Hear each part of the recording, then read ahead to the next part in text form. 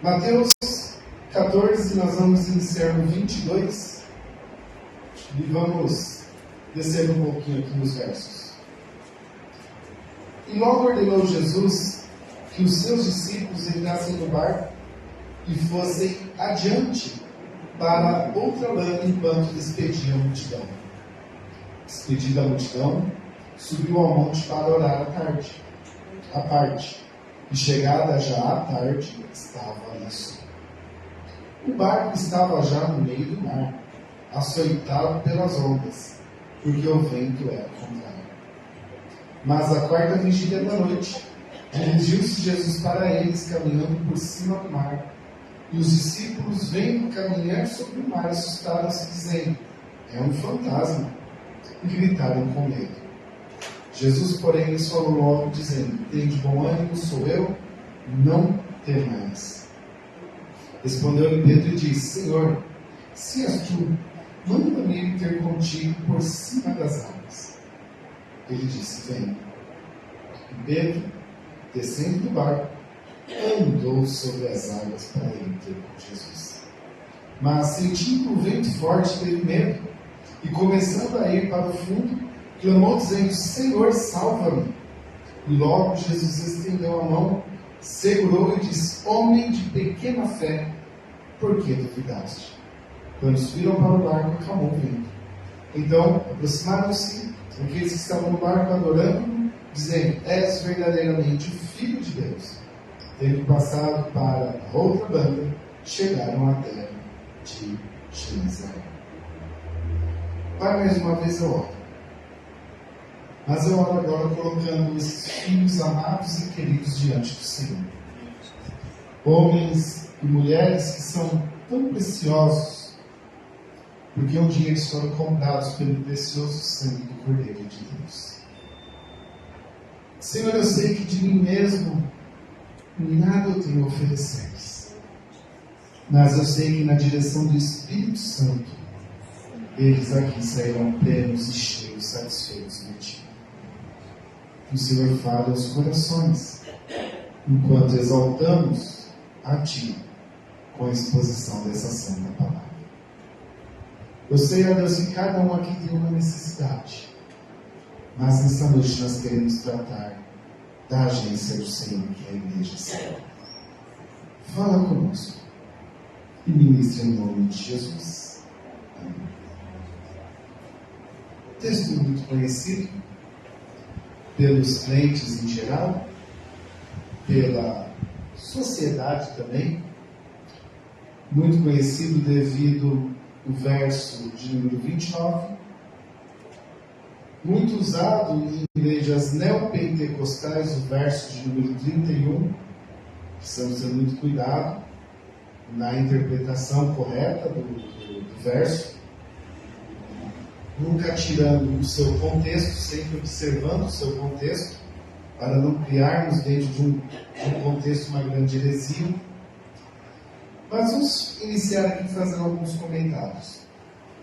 Diz o verso de número 23, que despedida a multidão, ou seja, depois que Jesus conseguiu conversar com todos, tinham aqui cerca de 20.000 pessoas.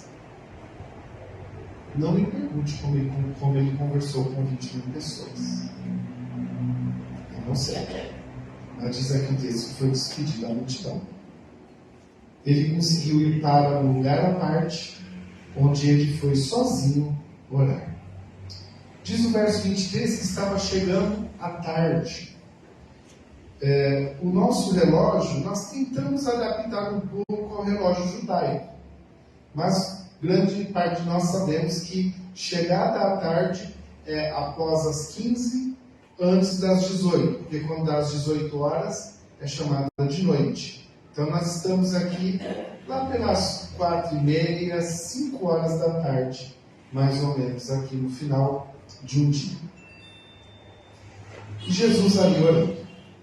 Se nós voltarmos para o verso de número 14, nós vamos ver que os discípulos viram Jesus curando toda uma multidão. Olha o verso 14. Veio uma grande multidão, e Jesus, possuído de íntima compaixão, curou os seus enfermos. Curou os enfermos daquela multidão. Ou seja, nós tínhamos ali 20 mil homens. Os que eram mancos foram curados, os cegos foram curados, os enfermos do estômago, do mal, de tudo que tinha de doença e enfermidade, todos ali foram curados, 20 mil pessoas. No decorrer do texto, do verso 15 em diante, nós temos a multiplicação de pães e peixes, onde esses 20 mil, além de serem curados, foram alimentados por 5 pães e 2 peixes. Está no verso de número 19. Os discípulos escreveram sobre isso. Eles viram. E depois escreveram. Porque nós temos esse texto relatado em Mateus, nós temos esse texto relatado em Marcos capítulo 6, Lucas capítulo 9 e João capítulo 6 também. É o único texto da palavra de Deus, o único milagre, a multiplicação de pães e peixes, que é relatada nos 4 evangelhos. É o único milagre relatado nos 4 evangelhos. Então, os discípulos viram, participaram e relataram anos após, Mateus mesmo, o seu evangelho é escrito através do relato de um discípulo ocular, de uma testemunha ocular, quase 40 anos depois dos acontecimentos. É muito tempo, mas eles viram. Verso número 24. Agora os discípulos estavam sozinhos no mar, remando contra o mar. E o vento, diz aqui, que já era contrário. Ou seja, eles remavam para frente, o vento os empurrava para onde se o vento era contrário? Para trás. Aí eles remavam para a direita, o vento empurrava para a esquerda. Onde que o barco continuava? No meio do mar. Nós estamos aqui no mar de Genezaré, né? No mar da Galileia, perdão, nas terras de Genezaré. Então, no verso 34, chegaram até Genezaré, então eles estão aqui no mar da Galileia. O mar da Galileia, ou eu estou muito errado, mas ele tem 13 quilômetros de extensão de uma extremidade à outra. Quem tem uma vida de estudo pode me confirmar aí nos rodapés. De uma extremidade à outra. Ou seja, um trecho que eles poderiam atravessar em torno ali de 40 minutos a remo. Eram 12 homens remando. Não era 1 e 10 ali sentado batendo papo, jogando baralho. Eram 12 homens remando. No mesmo barco. Então, em 40 minutos no máximo, eles chegariam para o outro lado. Lembrando que eles entraram no barco por volta de 5 da tarde. Foi o que nós relatamos aqui. Agora, olha que interessante. O verso de número 25. Mas na 4ª vigília da noite. Cada vigília da noite possui 3 horas. Das 6 às 9, a primeira vigília. Das 9 da noite à meia-noite, segunda vigília. Da meia-noite às 3 da manhã, terceira vigília. Eles estavam em qual vigília? Na 4ª vigília. Estavam entre 3 e 6 da manhã. Fazendo as contas, eles passaram 9 horas remando o barco para todo lado, e o barco sendo levado a vento contrário, num período que eles atravessariam em apenas 40 minutos durante a noite. E lembrando que naquela época não existia bateria. O barco não estava ali com a sua lanterna acesa. Naquela época nós tínhamos apenas a tocha. Mas estava chovendo. Imagina o breu que estava. Se estava chovendo, tinha nuvens no céu. A lua aparecia? Não. Imagina o breu que estava. 9 horas em profunda escuridão. 9 horas sem saber para onde eles estavam indo. Porque aqui, meus irmãos, eles não enxergavam 1 metro à frente do nariz deles. Frio. 9 horas com roupas molhadas. Se era tempestade, não era chuva. Diz o texto que era tempestade, que que o mar batia contra o barco. Então as ondas eram altas. Ondas são provocadas por vento. Embora chamado de Mar da Galileia, mas na realidade ele é um grande lago. Ele é um lago muito grande, com 13 quilômetros de extensão. É um lago muito grande. Então ali não se forma ondas pelas placas tectônicas como é na praia. A onda só é formada através do vento. E se estavam com ondas batendo contra o barco, então eles estavam 9 horas no escuro, 9 horas no vento, 9 horas com a roupa molhada, 9 horas sem ter como ir no banheiro, 9 horas sem ter como comer alguma coisa, sem ter como matar a sede, ou estavam bebendo a água do rio ali, 9 horas remando, sem saber para onde estavam indo, porque a margem não chegava. Não chegava na margem. Eu acredito que alguns aqui até pensaram aqui, ó, acabou a nossa vida. Já era. Não tem mais o que fazer. Mas às 3 horas da manhã, quase 6 da manhã, na madrugada, diz o verso 25, Jesus foi até eles. Verso de número 23, aliás, 25, né? Jesus foi até eles. E aquela esperança que estava perdida, ela voltou à vida deles. É tão interessante, amados, que Jesus, ele não fez nada. Jesus, ele não chegou lá no barco, levantou a mão e falou assim: olha, vento, fica quieto agora, eu estou ordenando. Mar, se acalma agora, eu estou ordenando. Em Marcos capítulo 4, é uma outra situação que Jesus manda o vento se calar. Aqui é um outro milagre. Jesus não falou nada. Diz aqui no texto que quando Jesus entrou no barco e sentou no barco, o vento parou. O mar se acalmou. Do nada. Ninguém falou nada, ninguém orou. Ninguém falou nada, simplesmente o vento se acalmou. Um milagre muito interessante, né? Mas antes de chegar, eles viram Jesus vindo. Como eles viram Jesus?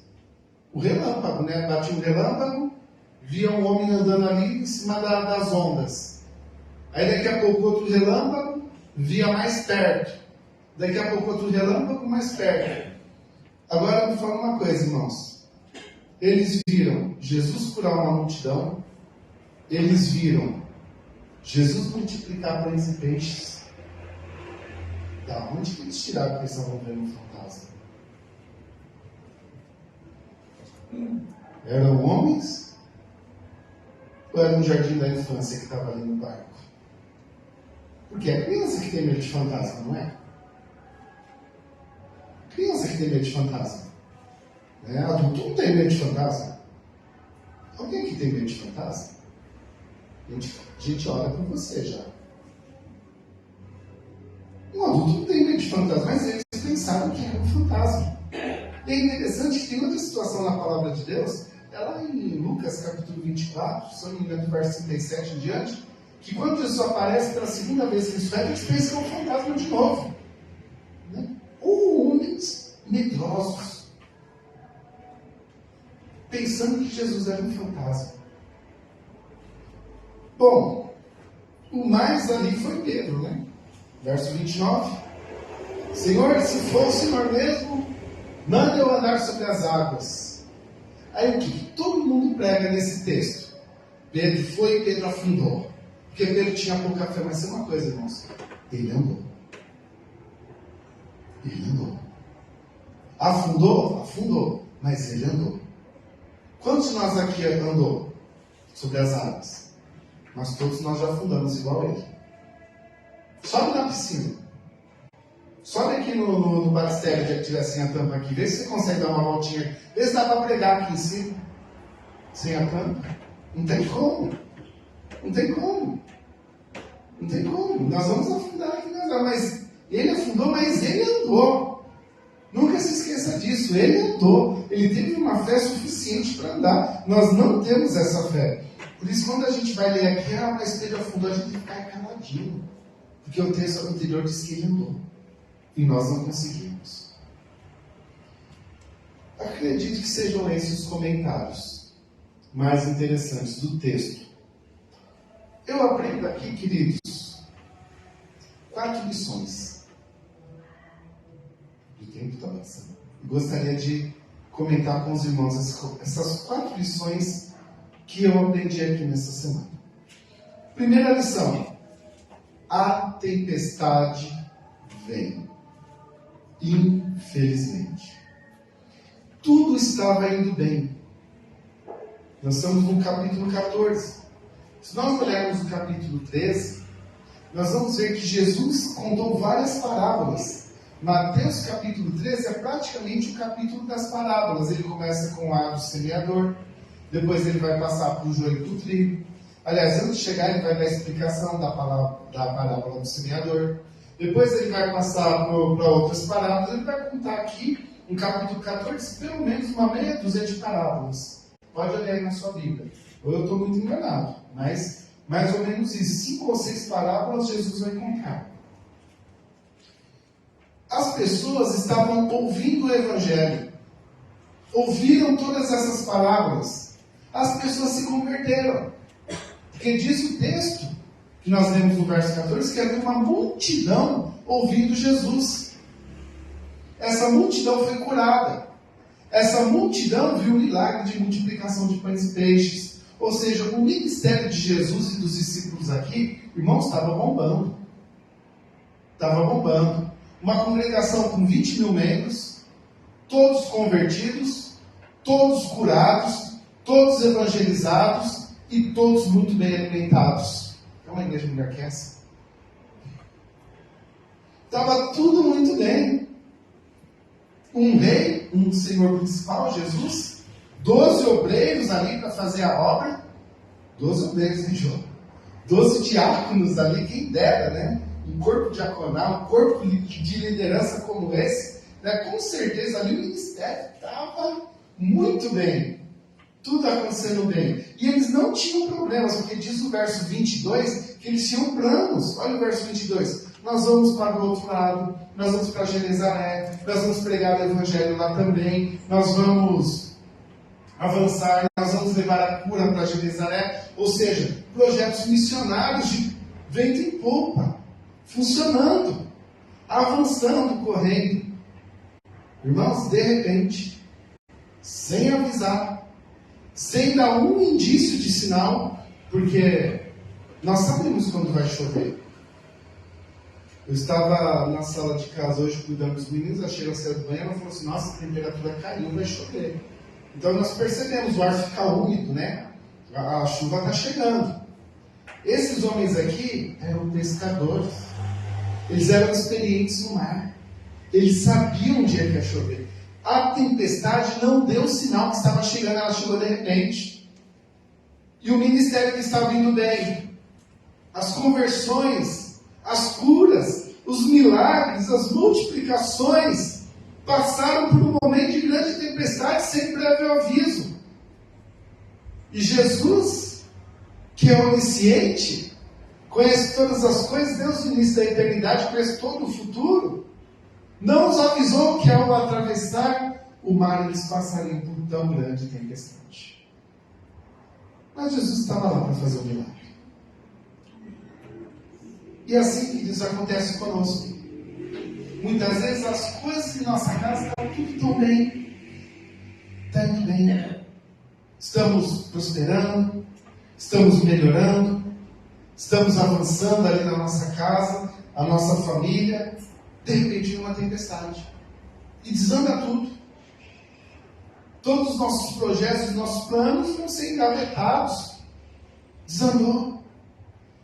Vamos dar um exemplo mais prático. Às vezes nós estamos construindo a casa, estamos em reforma e compramos o cimento, já compramos a areia, já fizemos o acordo com o pedreiro, e agora quando a gente receber o salário desse mês, a gente vai pagar mais aquelas do pedreiro e vamos iniciar. De repente chega na sua firma, despedido. E aí? Parou. Vamos engavetar aqui, vamos guardar o material, senão vai ficar que nem o nosso aqui fora, senão a gente precisa guardar esse material, né? Senão nós vamos acabar perdendo. E aí? Muitas vezes o trabalho. Está tudo indo bem. Estamos crescendo na empresa. Subi de cargo. O meu chefe tem me dado grandes oportunidades para representá-lo, grandes oportunidades aqui para mostrar o meu trabalho. Eu vou ser melhor remunerado. De repente a empresa falha. Todo mundo foi mandado embora, todo mundo foi dispensado. Que nem aconteceu num frigorífico aqui perto de nós esses dias. 180 funcionários chegaram para trabalhar na segunda-feira, frigorífico fechado, faliu. Todo mundo na rua. 180 pessoas, de repente, nada, pai de família. E agora? Pessoas com a vida estabilizada vão ter que fazer currículo e sair procurando emprego. Que dificuldade. Agora, trazendo para o nosso contexto, para a esperança que eu quero trazer para os irmãos. Muitas vezes nós olhamos aqui para a nossa casa. Estávamos avançando, estávamos crescendo. Tínhamos grandes projetos ministeriais para 2023. De repente passamos por uma tempestade. Ela chegou. Sempre avisam. Sem nos dar um toque, vocês vão passar por um momento difícil, viu? Sem nos dar um aviso. O que nós vamos fazer? Se nós tivermos as mesmas atitudes dos discípulos, nós vamos ficar no meio do mar na tempestade por um longo tempo. Por um longo tempo. O que eles fizeram? Eles continuaram remando contrário ao vento. Continuaram remando contrário ao vento. O que isso causou para eles? Primeiro, cansaço. Imagina você remar 9 horas, colocar força no negócio não avançar. É mais que uma jornada de trabalho. A gente trabalha 8 horas por dia e chega em casa no carro. Eu chego assim, com a coluna acabada. A única coisa que eu quero é sentar no sofá e relaxar a coluna. Você também, né? Ele trabalhou 8 horas por dia. Eles estavam aqui 9 horas. 9 horas remando sem sucesso. Irmão, quem faz um trabalho por 9 horas sem sucesso? Na primeira hora a gente desiste. Na primeira hora a gente desiste. Semana passada eu precisei ligar o computador. Eu fiquei 1h30 e o computador atualizava, e o computador não ia, e a tela não avançava, e não ia na internet. Sabe quando fica aquela bolinha rodando? Eu mandei umas 6 imagens para a Sheila e falei assim: eu não suporto mais esse computador. Eu falei para ela, eu vou jogar esse computador. Não, esse não é porque vai cansando a gente. Deu 1h30, eu fechei a tampa e fui embora. Falei, não quero mais saber desse computador. Cansa, irrita. Eu perdi 1h30 do meu dia. Sabe que é 1h30? 1h30, meu irmão. Do dia assim dá pra gente fazer a comida, almoçar e lavar a louça. Vou ir se lavar a roupa e ainda seca no varal. O que fazer, queridos, quando nós estamos remando contra o vento? Qual a solução? Replanejar. O que nós vamos fazer agora da nossa casa? Se a tempestade veio, vamos replanejar. O que nós vamos fazer do nosso trabalho? Se a tempestade veio, vamos replanejar. O que faremos aqui em nossa casa? Há 3 meses atrás passamos um plano de avanço e expansão para a igreja. O que nós vamos fazer agora em fevereiro? Podem falar. Replanejar. Nós vamos desistir por isso? Nós vamos pular do barco por causa disso agora? Falar, não, já era, acabou. Aqui não é Titanic. Nós vamos pular do barco. A gente não vai morrer afogado aqui. Jesus vem vindo aqui para entrar no barco para acabar a tempestade. Vamos replanejar. Não está dando, estamos remando, não está dando, então guarda o remo e deixa o barco à deriva. Uma hora ele chega em alguma beira. Alguma hora ele chega na praia. Vamos replanejar. Jeremias capítulo 15, verso de número 16, Jeremias escreve assim: eu me alimento da palavra do Senhor. Estou parafraseando o texto. Tá? Jeremias capítulo 15, verso 16. Eu me alimento da palavra do Senhor. Isaías capítulo 40, verso número 29, Isaías escreve: eu renovo a minha esperança pela oração no Senhor. Então, o que nós vamos fazer de agora em diante? Nós vamos ficar aqui chorando as pitangas, porque a gente queria fazer a escada, e tão bonita ia ficar. Nós fomos lá e vimos as pedras de mármore que ia ficar aqui na escada. Que linda que ia ser. Agora tudo vai ficar mais caro. Não vai dar... Nós vamos ficar chorando? Não, que eles vamos replanejar, nos alimentar com a palavra e nos encher da oração, porque a oração nos dá esperança. É isso que nós vamos fazer. Replanejar, nos alimentar da palavra e nos encher de oração, que realmente ela vai nos trazer esperança. Então, lembrando as duas primeiras lições. A primeira, a tempestade vem. Segunda lição, remar contra não vai nos levar a lugar nenhum. Então, vamos replanejar. Terceira lição que eu aprendo aqui com esse texto. Eu preciso crer no agir de Jesus. Eu preciso crer no agir de Jesus. Estratégias são boas? São boas. Bons remos são ideais nesse momento? São ideais bons remos. O que mais para o barco não encher de água? Josué, aquela bomba lá que a sua empresa trabalha, para tirar toda a água do barco, né? Uma bomba daquela ajudaria nesse momento? Ajudaria bastante. Mas, queridos, isso só vai adiar o momento do barco afundar. Só vai adiar o momento do barco afundar. Para que nós amenizamos, nós precisamos avançar no horário e buscar o agir de Jesus. Porque quem vai nos livrar da tempestade não é o bom remo. Quem vai nos livrar da tempestade não é a bomba. Quem vai nos livrar da tempestade não é uma nova estratégia. Quem vai nos livrar da tempestade é o Senhor Jesus. E é nele que eu devo crer. É nele que eu tenho que colocar a minha confiança. É somente nele que eu devo colocar a minha esperança. Porque quando nós vimos que Jesus entrou no barco, não tocou alaúdes, os anjos não desceram do céu, não teve aquela coisa cinematográfica que veio um raio muito grande, acendeu um arco-íris, nada. Jesus sentou no barco, o vento parou e continuou escuro, e eles continuaram remando ali, agora em direção à praia, e chegaram lá com segurança, diz o verso 34. Simplesmente. Então nós devemos, queridos, crer no agir do Senhor Jesus. Crer é algo tão simples, mas que realiza grandes milagres, que realiza grandes sinais em nossas vidas. E nós precisamos deixar lugar no nosso barco para que o Senhor Jesus possa estar e se acreditar. Se os discípulos não acreditassem que Jesus ia chegar, eles tinham pegado um barco que tinha 12 lugares e tinham ido sozinhos, iam morrer no meio do caminho. Como eles sabiam que Jesus ia chegar, o barco deles tinha pelo menos 13 lugares. E todo mundo sentou e falou, não, esse aqui é de Jesus. A hora que ele chegar, ele senta aqui, deixa o lugar aqui reservado para ele. O que nós vamos fazer então na nossa casa, no nosso trabalho, na nossa vida e na nossa igreja? Crer e deixar lugar para Jesus agir. Esse é o mais importante. É deixar lugar para Jesus agir. Ah, mas fulano saiu, a ciclano saiu, mas Jesus ficou.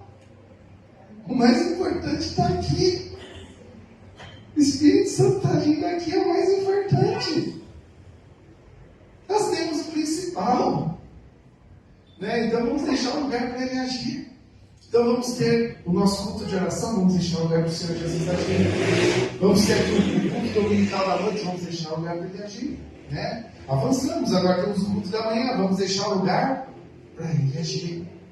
Vamos deixar um lugar para o Senhor Jesus agir em nossas vidas. Então, querido, se por acaso no seu casamento, na sua família, nas suas finanças, no seu tempo, não tem lugar para Jesus, arrume um espaço aí para ele, para que a tempestade possa passar. Muitas pessoas querem viver milagres, mas não querem dar espaço para Jesus, querem ver o milagre de longe, né? Pede, ora por mim para que eu receba um milagre, ora por mim para que eu receba a cura, ora por mim para que eu receba o poder, mas nunca quer se aproximar de Jesus.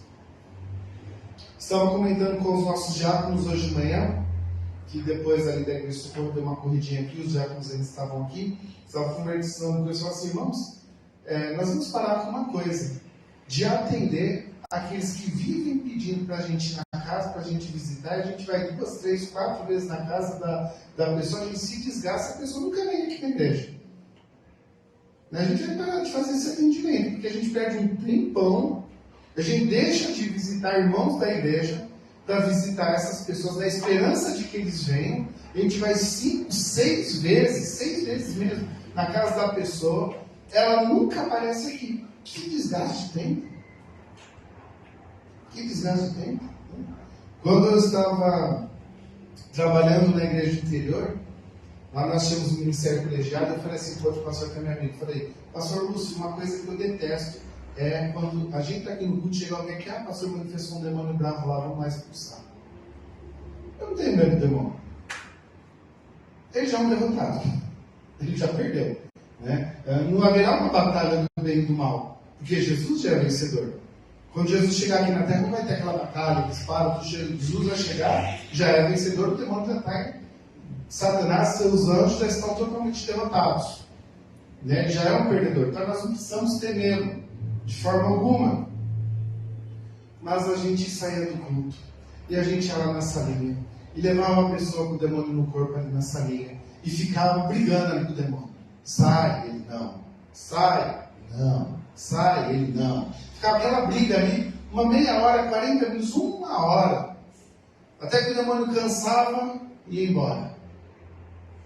Aí no outro dia a gente ligava na casa da pessoa e aí ele melhorou? Melhorou, tá ali assistindo novela.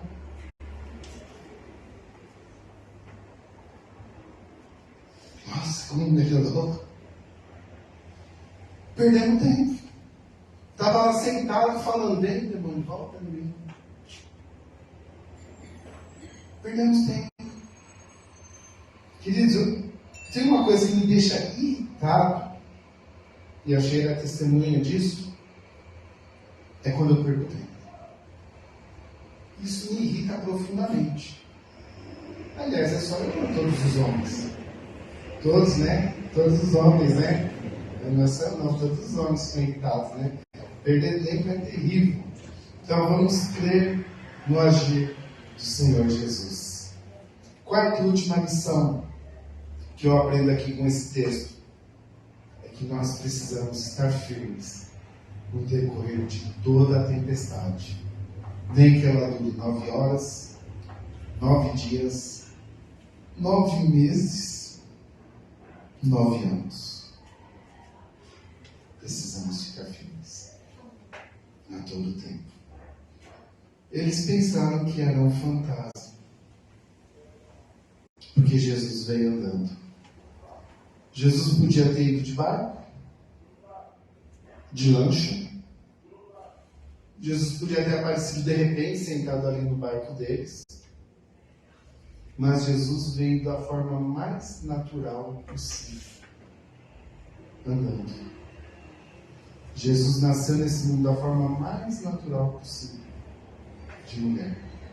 Ele podia ter surgido que nem Adão, né, do pó da terra, ou ter surgido como Elias subiu aos céus, pensou que bonito, uma carruagem de fogo chega, abre a porta e desce o Senhor Jesus, os anjos tocando as trombetas, aquele tapete vermelho estendido, né? Chegou o rei dos judeus, mas ele veio da forma mais natural possível.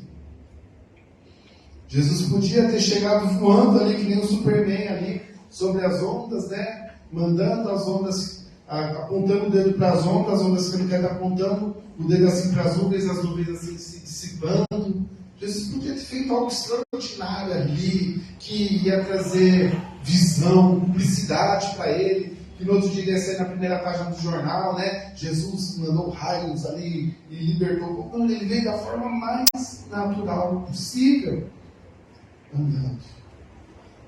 O que eu aprendo com tudo isso?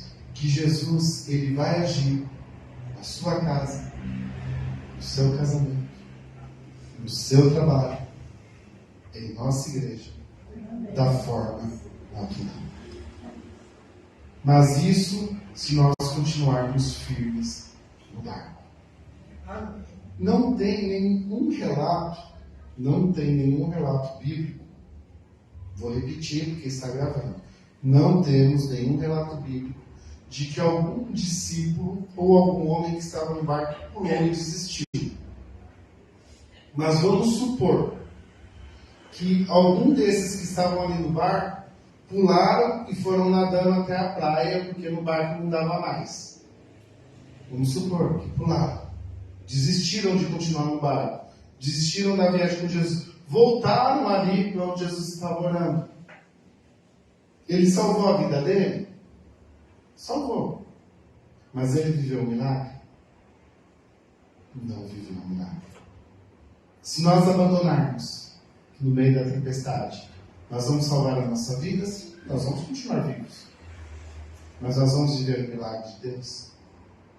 Não vamos vivenciar o milagre. Por isso nós não podemos pular.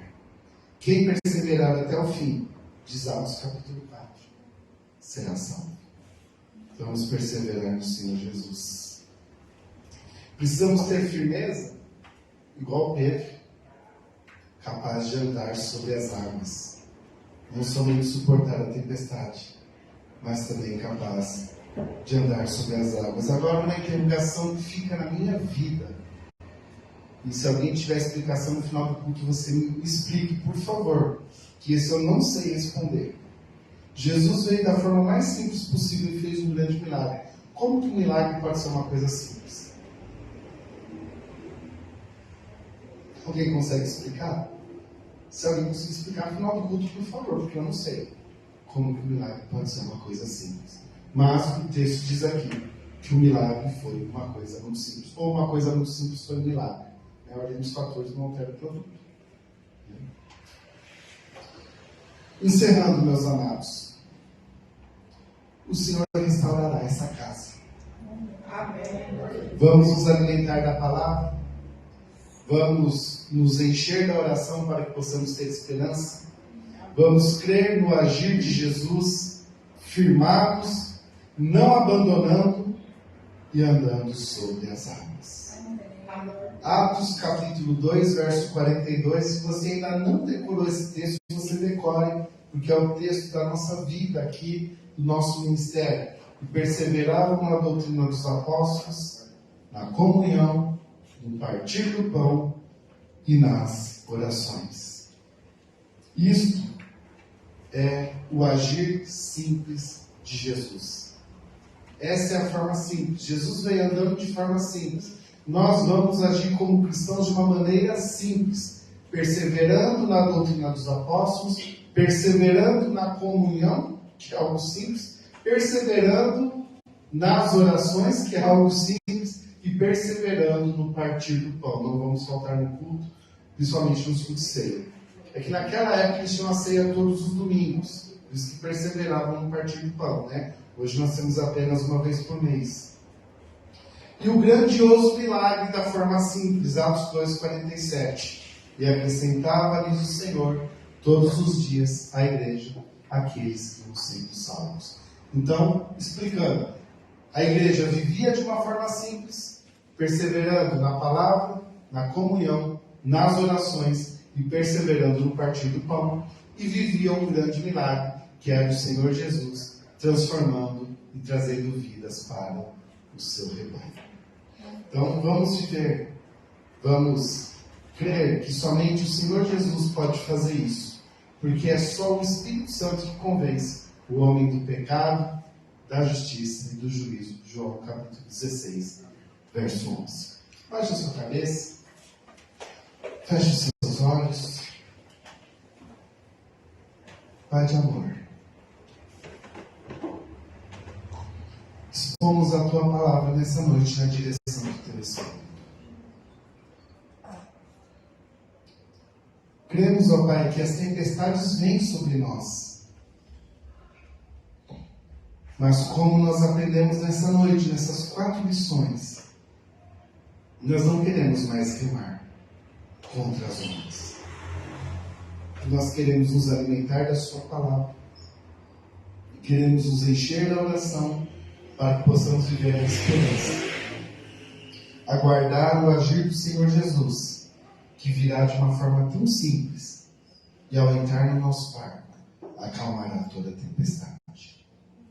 Pai, ensina-nos a viver os 4 pilares da igreja: doutrina dos apóstolos, comunhão, oração e partir do pão. Para que possamos viver o milagre do verso 47, que o Senhor acrescente àqueles que hão de se salvar nesse lugar. Nós cremos, Pai. Por isso que pedimos esse avivamento sobre as nossas vidas esta noite. Por isso que pedimos: aviva, ó Senhor, a tua obra. E neste lugar, aqui no Jardim Herculano, faze-a conhecida entre aqueles que hão de se salvar. Pai, nós clamamos ao Senhor: traga pessoas para este lugar, para juntamente conosco aqui te servirem, aqui te amarem, exercerem os seus dons e ministérios. Nós cremos, ó Pai, que neste lugar o Senhor já edificou uma igreja forte. Amém. E aqui estão homens e mulheres que compõem esta igreja forte. E faz de nós, ó Pai, pessoas firmadas em Ti, que não desistirão, não pularão do barco nessa tempestade, mas aguardaremos o Teu agir, no Teu momento, na Tua vontade, no Teu querer e da Tua forma e não da nossa. Porque o Senhor desta casa e de nossas vidas és Tu, que é o Rei dos Reis.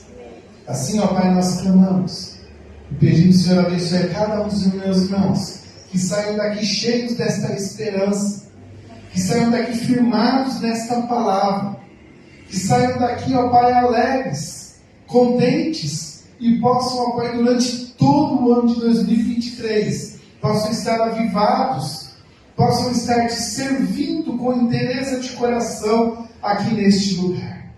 Que este lugar, ó Pai, continue sendo um lugar de transformação de vidas, um lugar de restauração de casamentos, um lugar de libertação de pessoas, um lugar onde as pessoas chegam pecadoras e saem transformadas em filhas de Deus pelo poder do Evangelho. Este, ó Pai, é o nosso desejo, este é o nosso coração que está firmado aqui nesta casa. Firma-nos a cada dia mais, que possamos viver o compromisso desta casa a cada dia, que ele esteja em nosso coração, para que assim possamos orar, contribuir e frutificar neste lugar. Levanta-nos, ó Pai, com poder e autoridade neste lugar, que possamos levar a mensagem do Evangelho, a bandeira da salvação, nos 4 cantos deste bairro, Senhor, trazendo pessoas para ter uma experiência real e verdadeira contigo.